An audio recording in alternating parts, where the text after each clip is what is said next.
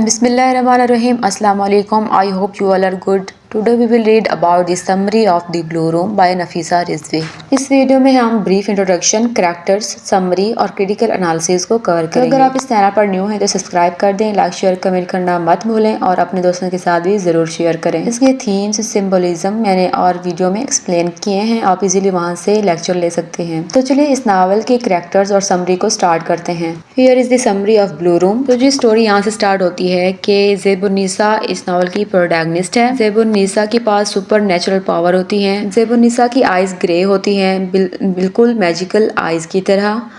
क्योंकि उसके पास magical powers ही होती हैं तो उसके आइज़ जो हैं वो ग्रे हैं। वो शाही मंजिल है जहाँ पर जहांगीराबाद में, जहाँ पर वो अपनी फैमिली के साथ रह रही होती है और उसके पास इंट्यूनेशन जैसी पावर्स भी होती हैं, मतलब उसे फ्यूचर का पता होता है कि आगे क्या होने वाला है। तो आपसे क्वेश्चंस पूछा जा सकता है कि ज़ेबुन्निसा के पास मैजिकल पावर्स हैं, सुपर नेचुरल है, तो इसकी कोई एग्जांपल चाहिए कि किस तरह से उसके पास कौन सी पावर्स हैं। तो वो दो थी, एक टेलीपैथी और एक टेलीकाइनेसिस। इसकी एग्जांपल ये है कि एक दफ़ा ज़ेबुन्निसा का मैटरनल अंकल अदील उसको गंदी निगाह से देखता है और उसे टच करने की कोशिश करता है। तो जैसे ही ज़ेबुन्निसा उसे घूरती है तो अदील की हालत ख़राब हो जाती है। और दूसरी एग्जांपल ये है कि जब ज़ेबुन्निसा की दादी के रूम में सांप आ जाता है और जब ज़ेबुन्निसा उस सांप को घूरती है तो सांप वहाँ से भाग जाता है। तो ये दो एग्जांपल्स देख के आप ज़ेबुन्निसा की सुपर नेचुरल पावर्स को प्रूव कर सकते हैं। अच्छा, इसकी फैमिली स्लीपलेसनेस डिसऑर्डर का शिकार होती है, मतलब जैसे इसकी फैमिली एडल्टहुड में पहुंचती है तो इनको नींद नहीं आती। ये बिल्कुल ज़ेबुन्निसा के साथ भी होता है कि उसे नींद नहीं आती। तो जहाँ पर ये शाही मंजिल में रह रही होती है वो 85 एकड़ की जगह होती है। तो यहाँ से स्टार्ट होता है कि एक दिन ज़ेबुन्निसा घूम फिर रही होती है, मतलब चहलकदमी कर रही होती है, तो उसे तरह तरह की आवाज़ें आती हैं। उसकी मतलब ऐसी आवाज़ें कि कोई ज़ेबुन्निसा को पुकार रहा है। तो वो तलाश करने लग जाती है कि आखिर ये आवाज़ कहाँ से आ रही है। तो चलते चलते वो एक रूम तक पहुंचती है जो कि ब्लू रूम होता है। वो उसके अंदर जाती है तो उसे पता चलता है कि आवाज़ जो है इसी जो है ना कमरे से आ रही है। तो ज़ेबुन्निसा पूछती है कि तुम कौन हो, हालांकि कमरा खाली होता है लेकिन आवाज़ें आ रही हो। तो उस ब्लू रूम की वॉल से आवाज़ आती है कि we are not someone, we are something. उस ब्लू रूम की जो वॉल्स होती हैं वो मैजिकल होती हैं। तो ज़ेबुन्निसा के लिए ये नॉर्मल होता है क्योंकि उसके पास ऑलरेडी जो है सुपर नेचुरल पावर्स होती हैं। इसके बाद क्या होता है कि ब्लू रूम जो है ज़ेबुन्निसा से उसकी हिस्ट्री के बारे में पूछता है और तरह तरह के क्वेश्चंस करता है ज़ेबुन्निसा से। ब्लू रूम की वॉल्स बेसिकली क्वेश्चंस करती हैं और ज़ेबुन्निसा से उसकी हिस्ट्री के बारे में बताते हैं। तो ज़ेबुन्निसा बताती है कि उसकी फैमिली और उसके बाबा जो हैं कासिम, वो सखावत में मशहूर हैं। उसकी सारी फैमिली जनरसिटी में फेमस है बहुत।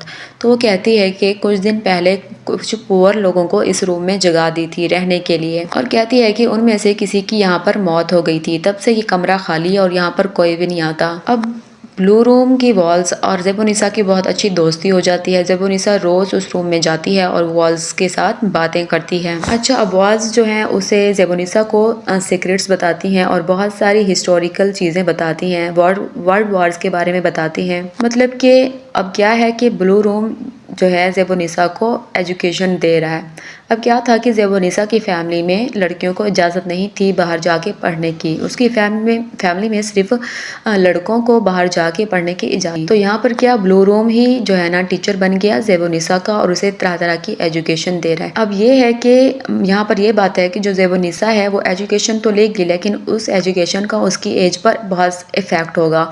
किस तरह से होगा कि अगर वो 16 की है तो वो 28 की दिखेगी और अगर 28 की होगी तो वो 40 की दिखेगी। वो किस लिए कि ब्लू रूम्स एजुकेशन तो देती हैं लेकिन वो उसके बदले में उसकी एज मांगती हैं। जिस तरह कोई किसी स्कूल में हम पढ़ रहे हैं तो हम फीस देते हैं, तो ब्लू रूम्स क्या करते हैं, एजुकेशन देती हैं, उसके बदले उससे ज़ेबुन्निसा से उसकी एज मांगती हैं। क्या होता है कि ज़ेबुन्निसा की माँ जहानारा उसके पास आती है और कहती है कि तुम्हारे बाबा कासिम अली खान ने तुम्हारे लिए एक लड़का पसंद किया है। तो ज़ेबुन्निसा को ये बात अच्छी नहीं लगती, वो गुस्सा हो जाती है और वापस ब्लू रूम के पास चली जाती है ताकि वो उसको बता सके। ब्लू रूम की जो है बताती हैं مرتضیٰ کے بارے میں۔ مرتضیٰ وہ ہے جو قاسم علی خان نے اپنی بیٹی یعنی کہ زیب النساء کے لیے چنا، مطلب قاسم علی خان کہتا ہے کہ زیب النساء اور مرتضیٰ کی شادی ہو جائے۔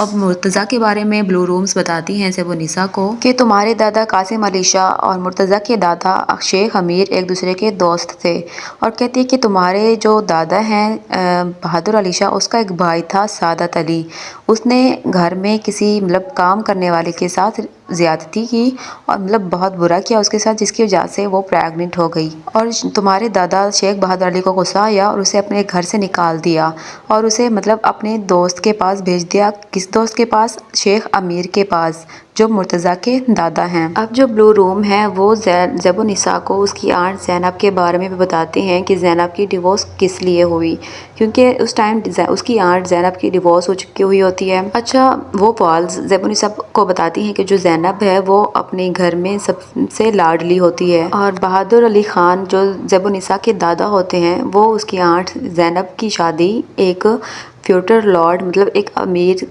زادے کے ساتھ کر دیتے ہیں، جس کا نام ہوتا ہے شاہ باقر مرزا۔ وہ شاہ باقر مرزا جو ہے اس کے ساتھ اچھے سے ٹریٹ نہیں کرتا تھا، مطلب زینب کے ساتھ اچھے سے پیش نہیں آتا تھا۔ وہ ایک پروسٹیٹیوشن لالی کے ساتھ انٹرسٹڈ تھا اور وہ اس لالی کو چاہتا تھا، لیکن دنیا والوں کے سامنے شاہ باقر مرزا زینب کے ساتھ اچھے سے ٹریٹ کرتا کہ وہ اس کا بہت خیال کرتا ہے، جس کی وجہ سے زینب جو ہے پریگننٹ ہو جاتی ہے بہت جلدی، اور اس کا بیٹا بھی ہو جاتا ہے۔ پھر کچھ دن بعد شاہ باقر مرزا اپنے بیٹے جس کا نام ایاز ہوتا ہے اس کو بھی اور زینب کو بھی بہت مارتا پیٹتا ہے، جس کی وجہ سے زینب کی ڈیورس ہو جاتی ہے اور اپنے گھر واپس آ جاتی ہے۔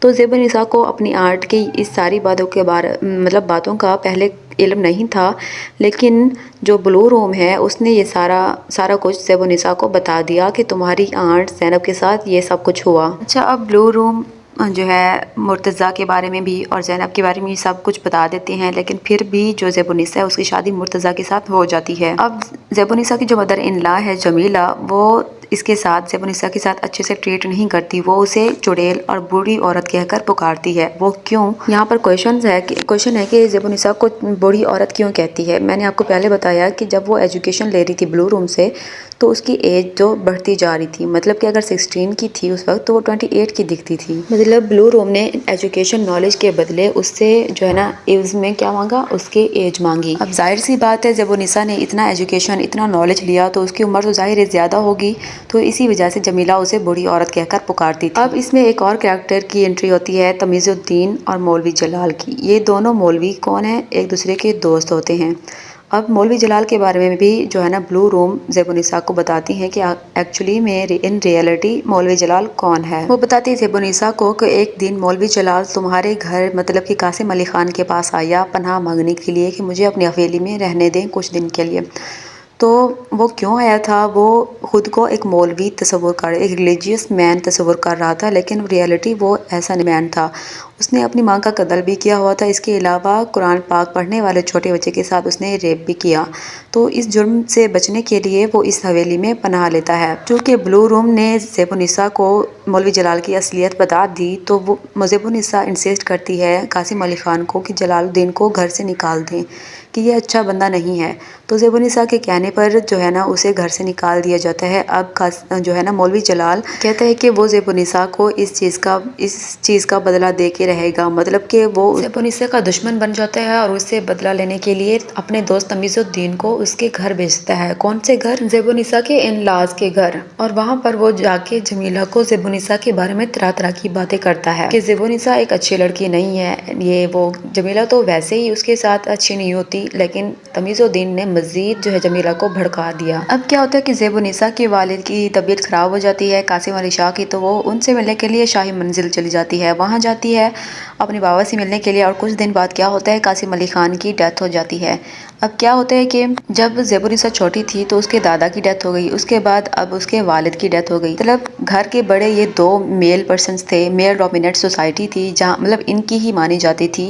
پہلے خان بہادر علی خان، اس کے بعد قاسم۔ اب قاسم نہیں رہا تو وہاں پر ان کی دادی تھی قرۃ العین۔ تو قرۃ العین اب گھر کا حویلی کا سارا نظام اس نے سنبھالا ہوتا ہے۔ اب زیب النساء چاہ رہی ہوتی ہے کہ وہ مرتضیٰ کو لے کے شہر شفٹ ہو جائے، لیکن قرۃ العین جو اس کی دادی ہوتی ہے وہ اسے منع کرتی ہے اور اسے مطلب یہ بتاتی جاتی ہے کہ تم اپنے ٹریڈیشنز بھول رہے ہو کہ لڑکیوں کو باہر جانے کی اجازت نہیں ہوتی، لیکن بات نہیں مانتی اور وہ اپنے ہسبینڈ مرتضیٰ کے ساتھ ایک سٹی میں شفٹ ہو جاتے ہیں۔ وہاں پر وہ جس گھر میں رہتے ہیں اس گھر کا نام وہ رکھتے ہیں قصر زیب۔ اب کیا ہوتا ہے کہ زیب النساء کی 2 بیٹیاں ہو جاتی ہیں۔ ایک پوائنٹ میں یہاں پر مس کر گئی ہوں کہ وہ شہر شفٹ ہونے سے پہلے وہ بلو روم کے پاس جاتی ہے ان سے ملنے کے لیے، اور بلو روم کی والز ڈپریسڈ ہوتی ہیں کہ تم جا رہی ہو، ہمیں تمہاری یاد آئے گی، اور زیب کہ میں بھی تمہارے بغیر اداس رہوں گی۔ بس پھر کچھ دن بعد زیب النساء کی ماں جہان آرا، قرۃ ان دونوں کی ڈیتھ ہو جاتی ہے۔ اب واپس جب زیب النساء اپنی حویلی جاتی ہے تو ویران حویلی لگتی ہے کیونکہ وہاں پر موسٹلی لوگوں کی ڈیتھ ہو چکی ہوتی ہے۔ اچھا، اب وہاں پر جو ہے زیب النساء کو فیل ہوتا ہے کہ اس حویلی میں کہیں نہ کہیں مولوی جلال ہے، کوئی اسے مطلب ایسے شک ہوتا ہے کیونکہ اس کے پاس تو نیچرل سپر نیچرل پاور ہوتی ہیں،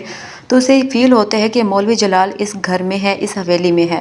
تو وہاں وہ ایک روم میں جاتی ہے اوپر، تو وہاں پر مولوی جلال ریئل میں وہ وہاں پر ہوتا ہے۔ تو کیا ہوتا ہے جب اس کا ہسبینڈ زیب النساء کا ہسبینڈ مرتضیٰ اوپر جاتا ہے تو دیکھتا ہے کہ مولوی جلال نے زیب النساء کی گردن پر چھری رکھی ہوتی ہے، تو جو مرتضیٰ ہے وہ مولوی جلال کو شوٹ کر دیتا ہے۔ پھر کیا ہوتا ہے کہ زیب النساء جو ہے بے ہوش ہو جاتی ہے، پھر وہ اپنے شہر واپس آ جاتے ہیں اپنی بیٹی کے ساتھ، وہ ہنسی خوشی رہنے لگ جاتے ہیں۔ سو آئی ہوپ کہ آپ کو اس ناول کی سمری اچھے سے سمجھ آ گئی ہوگی۔ میں نے اسٹوری آپ کو بتائی ہے لیکن اس کا انالیسس میں نے ریٹن فارم میں دیا ہے۔ تو اس کے انالیسس میں بیسیکلی زیب النساء کی ہول ایڈلٹ ہوڈ سے چائلڈ ہوڈ تک اس کی جتنی بھی جرنی رہی ہے، اسے جتنا بھی اسٹرگل کرنا پڑ رہا ہے یا پھر مشکلات فیس کرنی پڑی ہیں، تو سارا میں نے اس انالیسس میں جو ہے نا رائٹ ڈاؤن کیا ہے۔ تو آپ اس کے انالیسس کو، کریٹیکل انالیسس کو بھی اچھی طرح سے سمجھ سکتے ہیں۔ تو اگر آپ نے ابھی تک چینل کو سبسکرائب نہیں کیا تو کر دیں، لائک شیئر کمنٹ کرنا مت بھولیں۔